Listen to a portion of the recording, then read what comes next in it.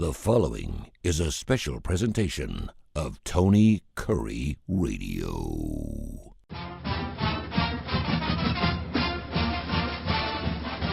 Welcome back to another UAB Director's Chair. He is the UAB Athletic Director, Mark Ingram. On the left-hand side of the screen, I'm Tony Curry from Tony Curry Radio. We do our show every single week. You can hear it at least 5 days a week. People are like, why do you run that show 5 days a week? We have 14 different podcasts. They run pretty much 24 hours a day. So no matter when you're listening to Tony Curry Radio or wherever you get your favorite podcast, you can find this show, the UAB Director's Chair. It will be changing names to a show called The Inferno, which is going to include, Andy Kennedy and, of course, Trent Dilfer, the respected head coaches there, football and basketball, a little bit later on this August. So we're looking forward to that. So some big surprises. We're going to blow the doors off. It's going to be great. It's going to be all four of us, sometimes three of us, sometimes two of us. We may have some special guests. Who knows? Casey Dunn may stop by. He did last week. He did a fantastic job, by the way, for you. Yes. He did a wonderful job. I haven't talked to Casey probably in about 2 or 3 years. I thank him personally. And he's fantastic. He's a good guy. He's got a great heart. So that was great having him on the show. So we're about 5 weeks out from college football, depending on when you're actually watching this particular show we're recording here sometime in mid-July. And we mentioned the fact that we have this Power Four or the Autonomy Four now with 18, 17, 16, and 16 teams respected. It's so funny because, it just seems like it was yesterday when the SEC, went from what was it, 8 to 12 or 12 to whatever it was when they brought Missouri and stuff, and it's changing so much. And now I'm seeing that not only have the Fed said that Title IX is going to be part of this new expansion, this revenue sharing thing, which is funny because every day it seems like someone's saying, okay, this is going to happen now, but they're not telling you how you're going to make it happen. You're right. Title IX is going to be part of the revenue sharing model. And you're like, okay, so how are we supposed to do that? Oh, we don't know that part, but we're just letting you know that it's going to be part of that. So I want you to talk about that a little bit. And now it appears that the NCAA is going to allow the Power Four to create its own governing body. So there may be a Division I and another Division I. 1 and 1A, yeah. Something like that. Can you kind of briefly talk about that? You and I were doing a podcast the other day, a visual podcast, and we were talking about, as a college football fan, I don't really need to worry about these things, but I do want to know what's going on. It's going to be hard enough to figure out who's in what conference when we start here in 5 weeks. But just talk about those two things because every week something new's coming out. Yeah, those were both pretty big. So let me start with the second one first. The top 40 schools concept, making their own rules and whatever, having their own governance. That's something that was just introduced by our new NCAA president, Charlie Baker, which means that's where they're going. Sure. But that's where it is right now. It's not a done deal. It has to be voted on and approved by what's called the D1 Council. The D1 Council, oddly enough, is also 40 people, but only 14 represent those schools that you're referring to that would be in that new super group. So it's interesting to say that because, basically their concept is, look, we don't want a Division III school who has representation on the D1 Council, that's the ultimate governing body, by the way. That's okay? Mm-hmm. We don't want a Division III school making a decision for what, Michigan gets to do or what Alabama gets to do, whatever. And which, I understand that because we're very different. I don't want them to make a decision for me either, right? Mm-hmm. So I get that part, but I don't like the idea, but it's coming, of this sort of elite small group. Out of the 130 FBS that we have, they're going to take the top 40, which is basically top 40 most resource. It'll be the SEC and the Big Ten. Yep. I've been saying that for a while. Mm-hmm. It'll be those two conferences, which is why Clemson and Florida State fighting like heck to get out of the ACC to join either one of them. They don't care.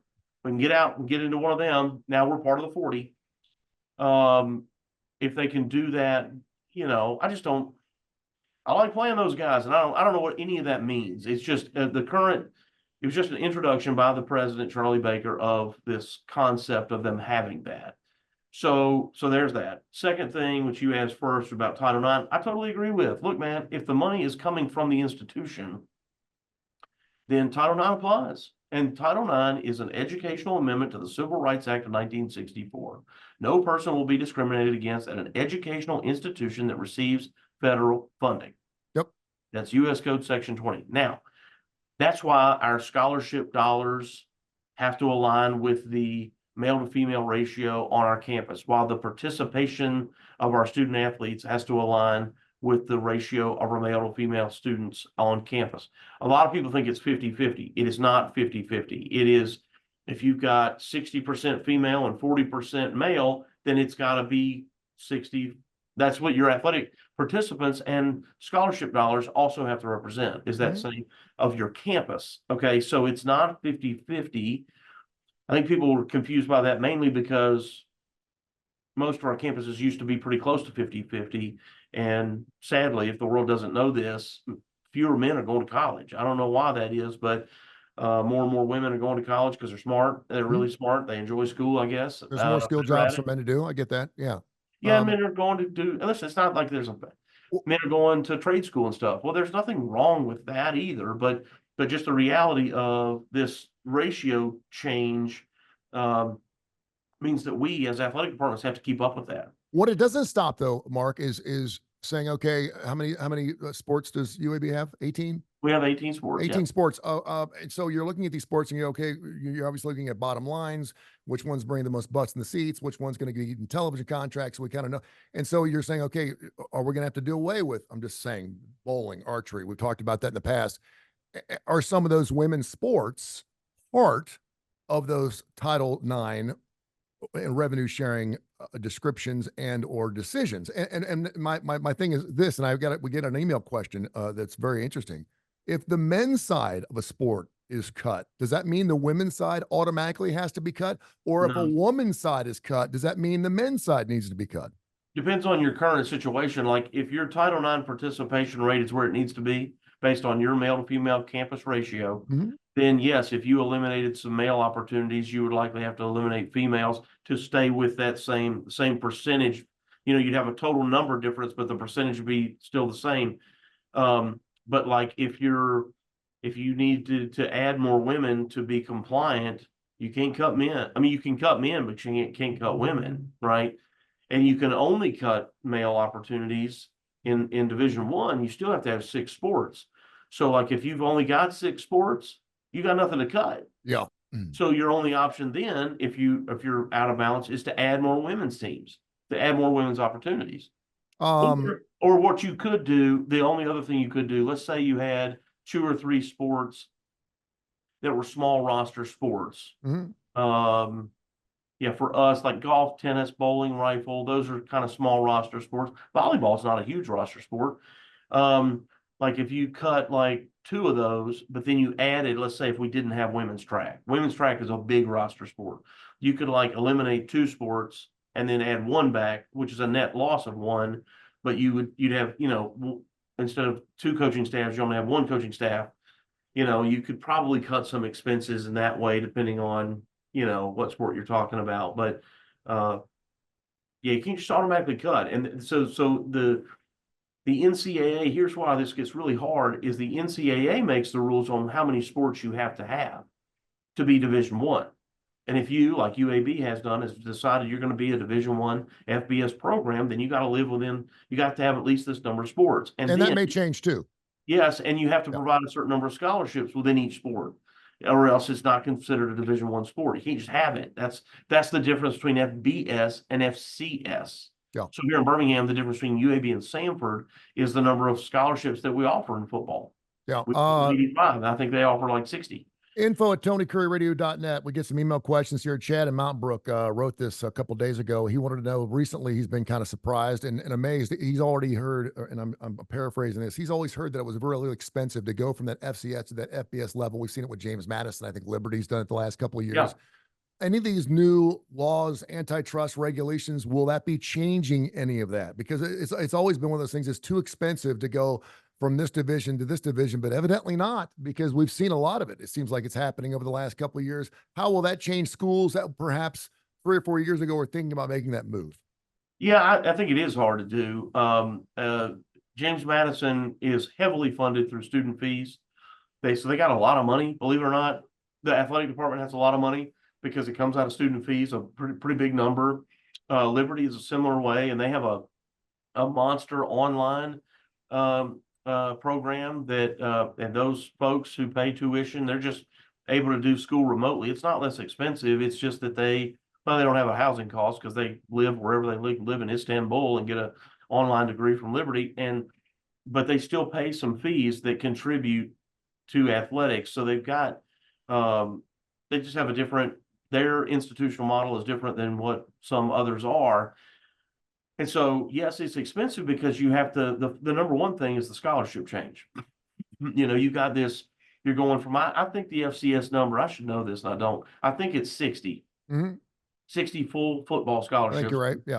And FBS is 85. So it's right from the start, you got 25 new full scholarships, and that's expensive.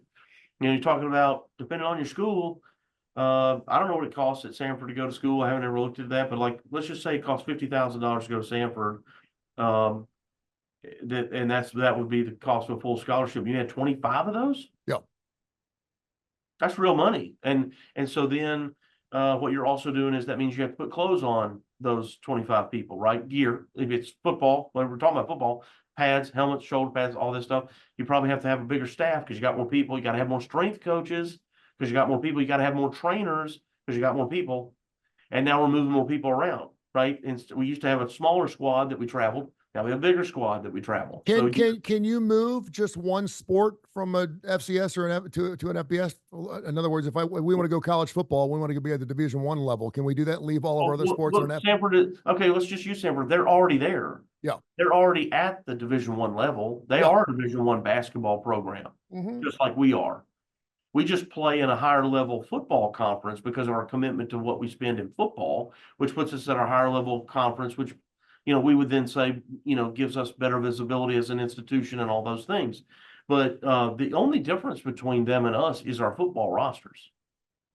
So Sanford is already they're already considered they can be playing the big boys if they want to. Yeah, they could have Sanford baseball, if they were successful enough, could have played in and won the baseball College World Series national championship. Coastal Carolina did do this. Yeah, they did. Coastal Carolina won it, and I think they were still FCS football. Pretty sure. Yeah, you're right. You're right. They did do this. Mark Ingram is the UAB athletic director for the UAB Blazers. UABblazers.com. Check out their website. Of course, they do wonderful work. Blazer Sports. And they're all over the place. And of course, we're getting ready for college football. Cannot believe it's about 5 weeks away, depending on when you listen to this podcast, which is available on every major industry. Our brand new show called The Inferno, which is going to be seen everywhere, including, of course, a YouTube channel through UAB Sports and Tony Curry Radio coming up a little bit later on in August. I had another interesting email question. Hold on, before you get to that, man, I'm going to tell you, this whole Inferno thing is going to be pretty incredible, don't you think? It's going to be awesome. It's going to be great. Yeah, this is a big step for us. I think people are going to love this thing. No, I think it's going to be something that, and I honestly, and one of the reasons I love being part of this, and I know you do too, is because I think we're starting to cut out or edge out or corner out something that's not been done yet. With Tony Curry Radio, I'm not blowing my own smoke here, but I started this thing 4 or 5 years ago, and I saw where this was going. It had to go beyond the podcast thing. Okay, and everyone's got a podcast. Okay, so how are we going to monetize this, and how are we going to use these things in order to get listeners? And then you obviously saw that happen with our old morning show over in Jocks. Everyone's kind of cutting away. So I feel really good about where we're heading, the direction. I'm glad to be part of that. But yeah, this is going to be one of those things where not only is the content going to be killer, because we're gonna have the coaches on there, but we are going to be doing it a little differently. This is not going to be post game or pre game. It's not going to be all about X's and O's. We're certainly going to talk about games going on, but I always talk about pulling the curtain back. You're going to be a big part of that, and I love having you on. So yeah, I think it's going to be super huge. I think it's going to be great. It's going to look good. We're going to have special guests, and it's going to be awesome. It's going to be really, really cool. Yeah, so, look, we've got this killer studio that we found live and in person, and we're going to be able to bring guests in like you were talking about, our coaches. I think it's going to be a lot of fun. And you're right. I don't know if there's another school doing this. We may be precedent setting here with creating our own, media operation here to broadcast Blazer sports and what's going on in athletics, and then all the other things that we talk about for fun. And if you heard, of course, the name Learfield, everyone knows who Learfield is. If you watch or listen to any UAB sports, Alabama, Auburn, anyone out there, you've heard Learfield. They're all behind this too, so they're pushing this through, which is going to be huge. And so, I'm all about multiplying this 10 or 15 times a week. I think this is going to be really good. I would love to co-host all these things on top of UAB and do all these other college shows. So it could be super cool. So sorry, you were going to an email. Apologize. Yeah, I was. Info@TonyCurryRadio.net. Someone wanted me to describe Mark Ingram's day. And I would say now would be the best time to do it because during football season, in basketball season, you probably have a lot going on. But could you briefly, without boring us to death, could you briefly tell me, go through what time do you get out of bed? What time are you out of the house? What time do you hit the office? And what's a typical day look for Mark Ingram during this time of the year? Oh, this time of the year, fortunately, this time of the year is a little slower only because we don't have any games, right? Like there's a portion of our staff that would ordinarily, if we had a basketball game tonight, like they're setting up the arena, they're setting up our the Champions Club and the Green and Gold Room, our two club areas.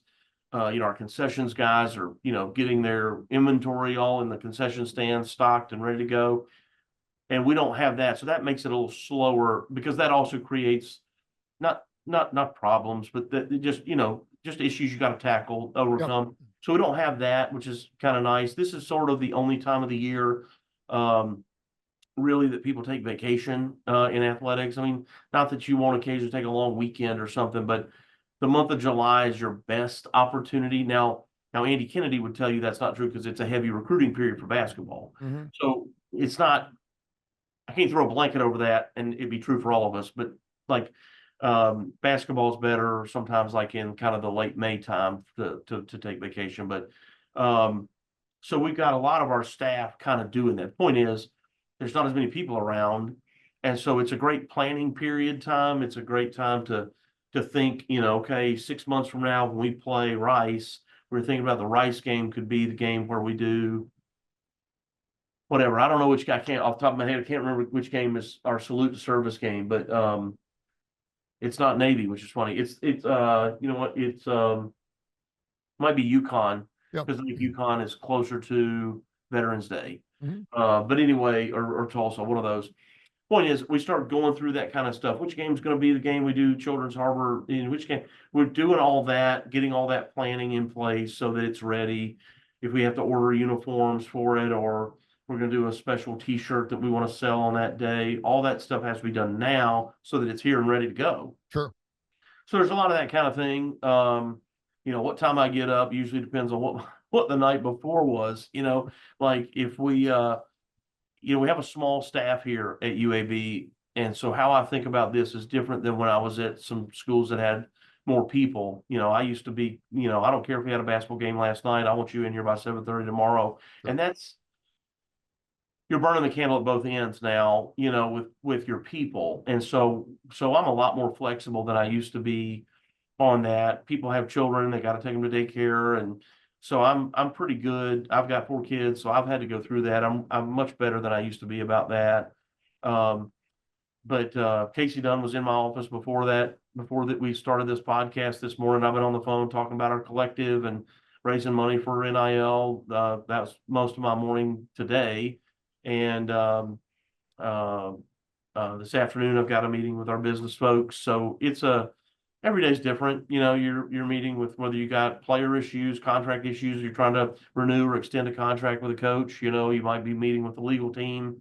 Be doing that tomorrow, having some of those conversations about some of our staff, trying to, extend some people and do some things. And so, no 2 days are the same. That's one of the things that makes these jobs fun and exciting is you don't just get up and go and do the same mundane thing. Now, some people out there listening love getting up and doing the same mundane thing every day. Their job never changes. They don't like all that change, Yep.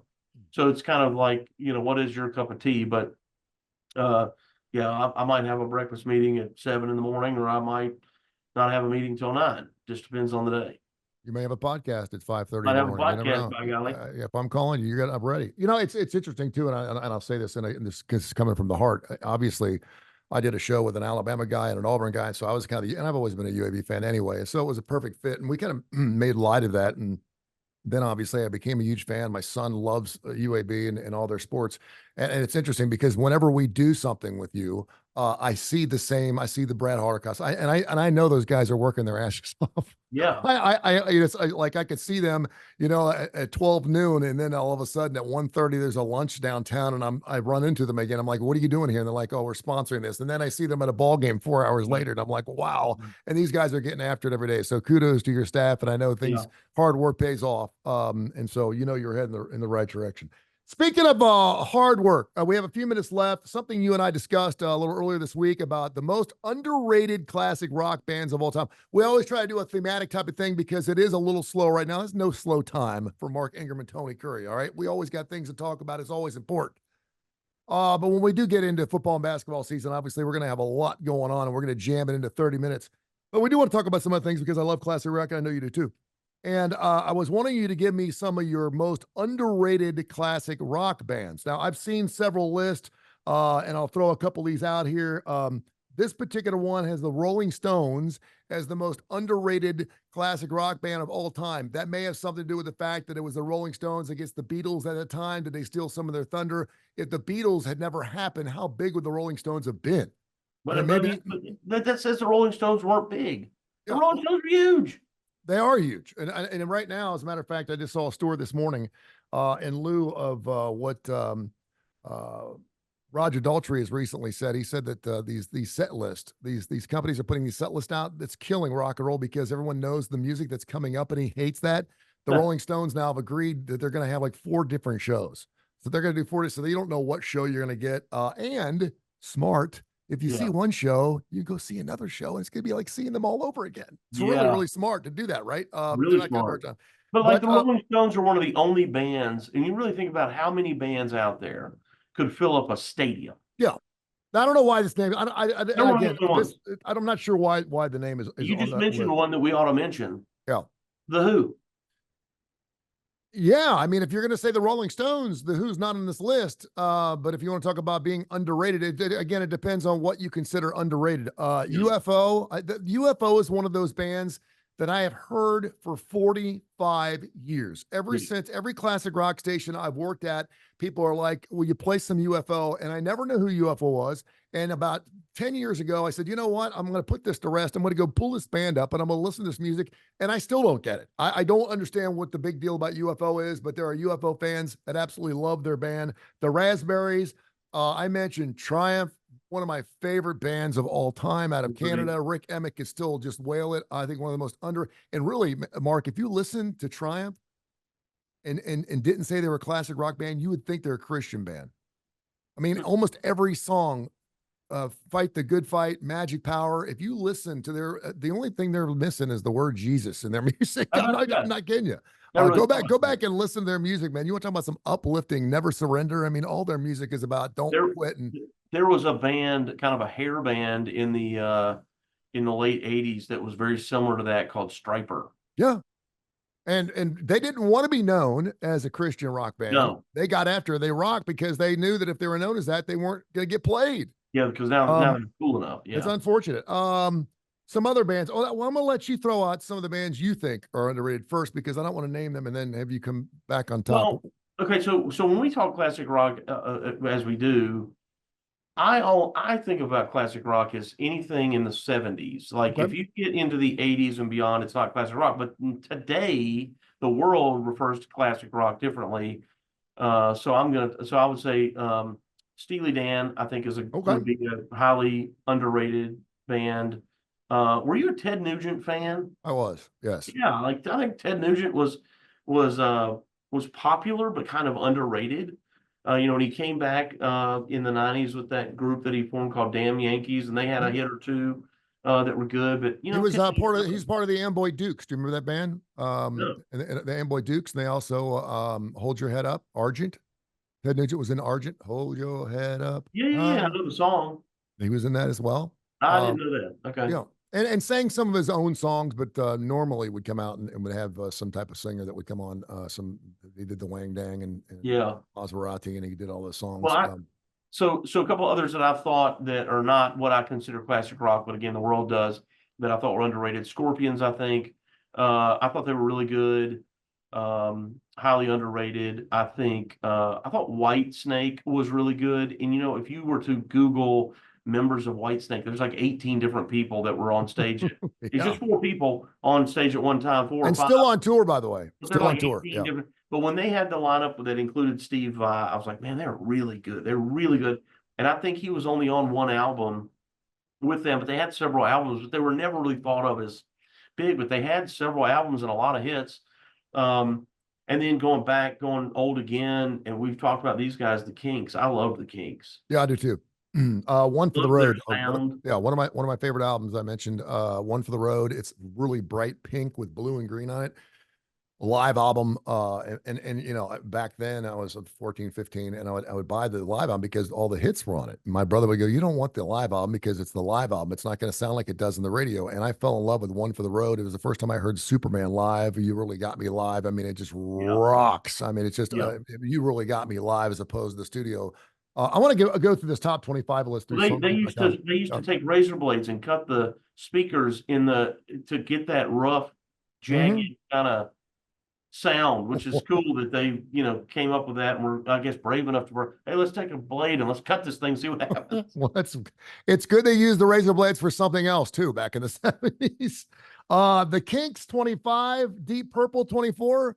I mean, Richie Blackmore, Deep Purple. I don't look at them as underrated because any person who plays guitar starts with dun dun dun dun dun dun. Blue Oyster Cult, a band called Big Star, which I'm not aware of. The Animals. What's the difference between Smoke on the Water and Cat Scratch Fever?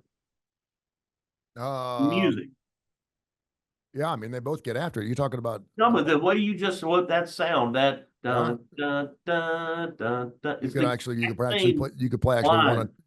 play one on top of the other. You're right. The Animals, a little young for us. Little Feet, love Little Feet. Fat Man in a Bathtub. I mean, they had some great music. Roxy Music, another one of those bands that I just never really got into, but I know Roxy Music fans love them. Squeeze, absolutely love them. They're unbelievable. What about Montrose? Montrose is not on this list. And by the way, Squeeze, the lead singer, the guy that did How Long for Ace, and I'm cannot remember his last name to save my life right now. I need to pull that up. He did Tempted by the Fruit of Another.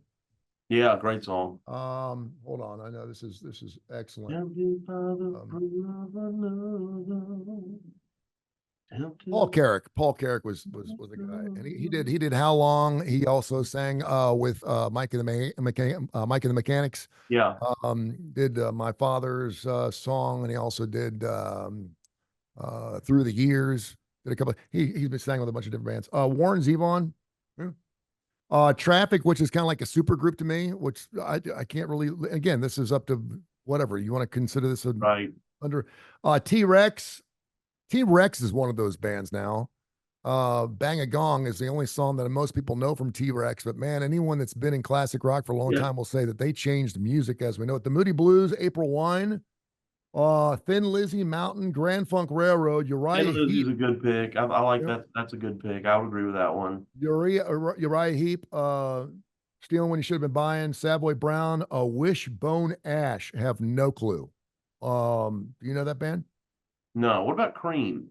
Cream is not in there. And again, Cream is one of those bands where, I mean, you're like, there's no way that's an underrated band. But if you're going to say the Rolling Stones is, what Cream, are the Yardbirds? But Cream was the Yardbirds is in there. It's number 5. But Cream was considered a super group. That was one of the super. We actually did a thing. Right. We did. We talked about them. And it was Eric Clapton. It was only the big dogs. They all got together. And it's like calling the damn Yankees an underrated group. Right. You can't be underrated if you got like the greatest players at each position, right? Then they had Yardbirds, Triumph, Raspberries, UFO, and the Rolling Stones at number 1. So just a couple of bands. If you've got some ideas, info@TonyCurryRadio.net, info@TonyCurryRadio.net. Let us know what your most underrated bands are. How about the Velcro Pygmies? Oh, let me tell you something. I almost proposed to my wife at a Velcro Pygmy show. Really? That is not a joke. I considered that as an option. We saw the Velcro Pygmies in college all the time. I love them. They are a great performing They're great. 80s cover band. They are so good. I can't believe they're still playing. I know. These dudes are still playing. And I mean, I don't know what their age is, but it ain't young. And I don't know if they still got their 9 to 5 jobs. Yeah, they get their 9 to 5 jobs, and you get to pay a pretty price. I want to say it's about $6 or $7 grand. You want the Velcro Pygmies, and they play and they sell out everywhere they go. That's it? Yeah. I don't think that's a lot. They're incredible. You should do a post game concert with the Velcro Pygmies at UAB football game this year. Do you know that when that would actually be pretty fun. Hank Williams Jr. did the song for Monday Night Football, All My Rowdy Friends Are Here on Monday Night. Yeah. The NFL had some sort of, I don't know if it was an audition or something to that effect, for bands to come in and play a song that they wrote to and then pick one. And the Velcro Pygmies had one. Oh, wow. And the first season that Hank Williams song was the song, there was also kind of some fun kind of video element to it showing the other bands that were finalists, and the Pygmies were one of them. Oh, kidding. It shows them singing their song or whatever. You don't hear them, but they were all auditioning for it, and he shows them jumping around. And so it's so funny to think about them could have been the face of Monday Night Football. No, I venture to guess that they're happy where they're at, but it's like, and I can make an argument. I was trying to think someone that I could use it as an analogy. You remember James Gregory, the comedian? Yeah. James Gregory, who just passed away, by the way, about a month and a half ago. He passed away about a month and a half ago. Yeah. I didn't know that. I saw him once. He invited me to his house for a Christmas party as a date. Where'd he live? Over in Atlanta. Okay. He came in the studio one time, and I was like, man, I hear you have a great Christmas party. It was like December. And he's like, you want to come over? And I said, man, I'd love to. So, and Jay was when he's like, James likes men. And I said, no. He's like, oh yeah. And so I went over there, and I was at least for a couple hours, I was considered James Gregory's date. And I didn't realize that he kept trying to hold my hand. And I kept saying, and he had just gotten this brand new giant heart bed. I'll never forget it. It was the size of it was like 20 feet by 20 feet. It was a big heart bed. And he asked me if I'd like to go see the heart bed. And of course I said, yeah. I said, yeah, it's good for stories for radio. So I did. Nothing happened, by the way. But anyway, he passed away. But my point was James Gregory could sell out anywhere he went. But you take him and put him in Vegas, people don't know who the hell he is. Yeah. Like, who is this guy? I mean, he could go to the Comedy Club Stardome and sell out 25 days in a row. He could go to Jackson, Mississippi, sell out 20. He could go to Atlanta and sell 25. But you take him outside this little southeastern niche and his style of humor, because he was that redneck Southern, mama making bone cake, blah, blah, blah, blah. And then you put them in Vegas, and they're like, and that's the Velcro Pygmies. Velcro Pygmies, you put them like in LA or something, and they're like, no. They sell like night after night. He reminded me of Jerry Clower. Oh yeah. Jerry Clower, and then him, and there, and then you've got like Ron White is kind of in that space, and then what's that guy with the no sleeves on the redneck guy? No, there's the Get Her Done. What? Get Her Done. That guy. Yeah. We should know this. Isn't that terrible? But that guy. Yep. Anyway, James Gregory, I didn't know he died. Yeah, he passed away. Now you're funny guy. You're having me pull this up because Larry the Cable Guy. Could not remember, and he's probably known more now from his Cars movies than he is from actually his stand-up, because he was the tow truck. Right. Remind me next time we're not doing a show to share a Ron White story with you. Okay. It's not something. Jeff Foxworthy may be the most popular of all those guys. Yeah. And Bill Ingram is part of that blue collar. Ingvall. Sorry, would I say Ingram? Yeah, it's okay. I'm thinking Mark Ingram. Maybe you could do some stand-up before the end of the show. Yeah, we'll do it. All right, we got to go, man. Hey, thanks for everything you do, and can't wait till August. We're looking at sometime the first or second week in August when we'll be hearing the Inferno. So make sure you be listening out. You've only got a few more of these, man. Get them in when you can. And It's still open. We could still do the UAB director's chair. I'm open to do 2 shows a week now. I mean, this has been our baby, and we've grown this thing over 2 years, and it's pretty huge. I know there's going to be some people that love Trent and love Andy. Don't get me wrong, but I'm just saying that the opportunity's there. If you ever want to, you got a hankering. You're like, man, I need to talk to Tony Curry for about 35 minutes this morning. You call me up, and I'll just roll the tape. Got it. We'll get it done. All right. Got it. Have yourself a good week. You too. See you.